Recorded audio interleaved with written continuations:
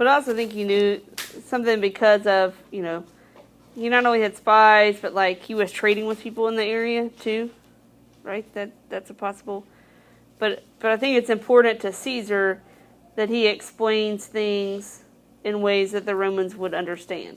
Why? Because they're funding his adventure into the Gauls. Okay?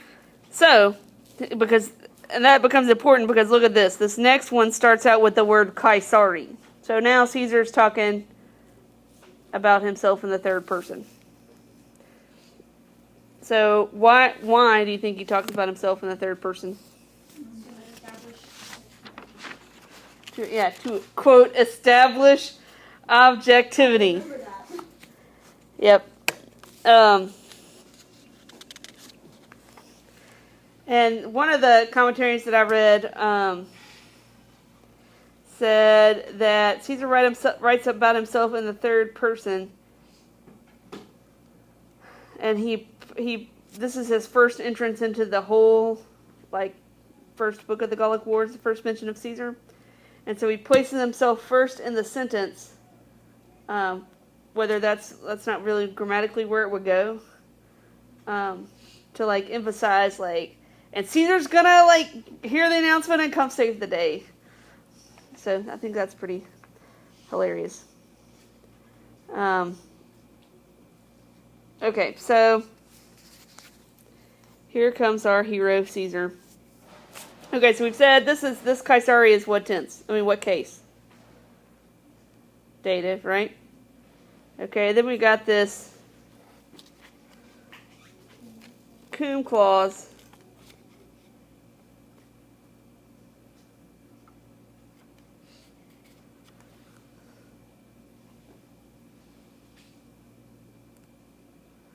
Okay, so usually, the cum would be right there, but it's not because it's Caesar.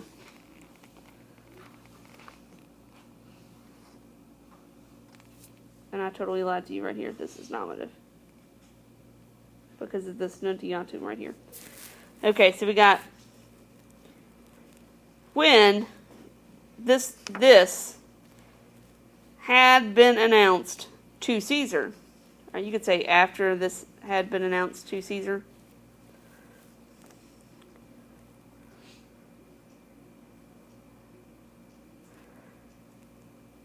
Okay, then it's going to be what was announced to him is going to be an indirect statement. So this nuntiatum esse sets up an indirect statement.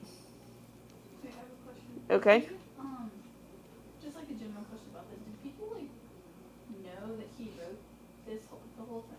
But then what was the point in him writing it in a non-objective way? Well, I'll take that back. So I think Caesar had a team of.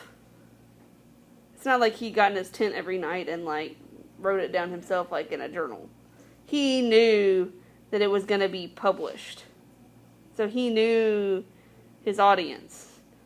Just like when we read Virgil, he knew that he was writing, Maecenas was paying him for the Emperor Augustus. So he knew his audience was the Emperor Augustus. And so you'll see him drop allusions in there, to give random shout outs to Augustus. Isn't that awesome? So he knew his audience, yeah. And so pretty much what they do is he'd have a scribe write it down or whatever. He might make some notes himself or whatever, and then it would be cleaned up before it was published into the official, kind of like a rough draft and a final draft. I think since he was being kind of self-centered about putting his name first, he would want to make sure everybody knew the story was told from his point of view, and it was kind of all about him the whole time. Yeah, you'll see it. It's coming. Why? Because when Caesar wins, Caesar tells you that it was Caesar that won. He doesn't make it about his team or any of that. Yeah. Great guy. Great guy. Our man Caesar. He's making Rome great again. Okay. Okay, so we got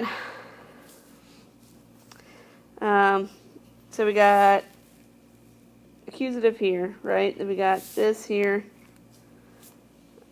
Okay, then we got 2. Okay, so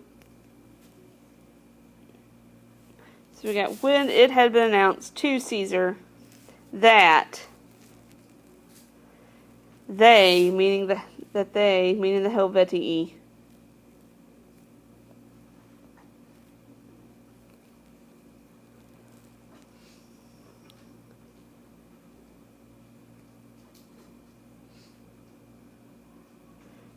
they are trying to make a journey through our province.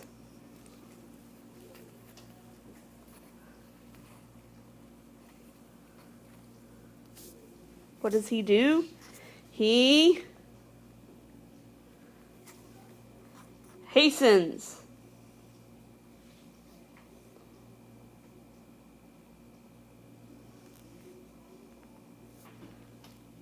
to depart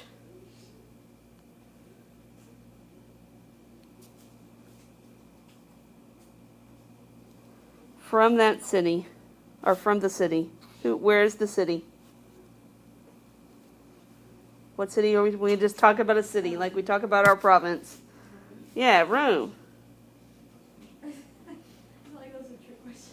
Nope, not a trick question. It says, Urbe without any identification equals Rome. Caesar was outside of Rome because someone holding high military command was not allowed to go inside of the city with his arms. So since he had an army assembled, he was already preparing. He was getting ready to go north. Okay, but then he heard about the Helvetians and he had to go stop them. And so one of the AP themes is leadership, and it asks you, like, how does Caesar show leadership?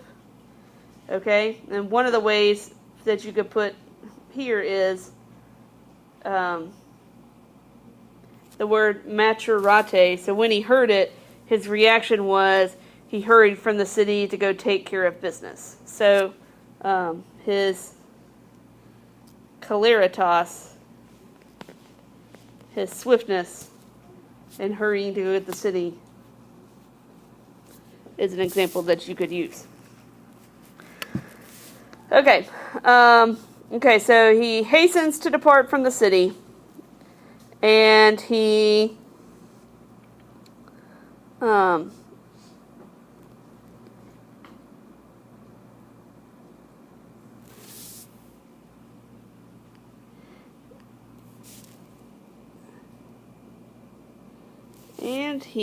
contended, what does that word mean?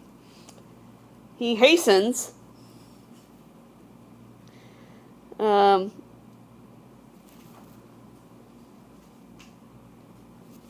into farthest Gaul, or I guess it'd be into farther Gaul.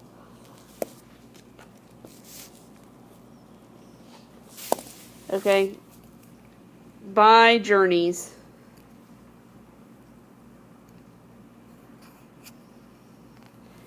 Okay, and then this quam maximis is one of those